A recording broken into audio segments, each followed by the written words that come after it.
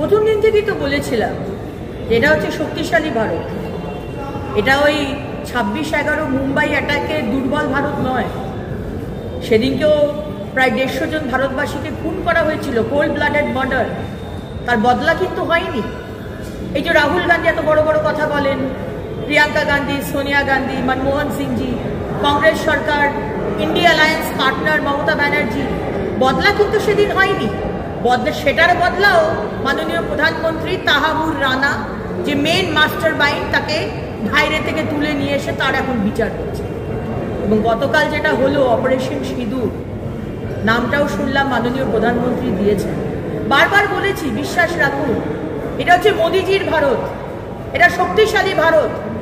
140 কোটি ভারতবাসী, সে হিন্দু হোক, মুসলমান হোক, খ্রিস্টান হোক, যেই হোক ধর্মের, তার উপর যদি নজর উঠিয়ে কুনজরে যদি দেখেন, তার বদলা কিভাবে নিতে হয় মাননীয় প্রধানমন্ত্রী সেটা কাল দেখিয়ে দিলেন।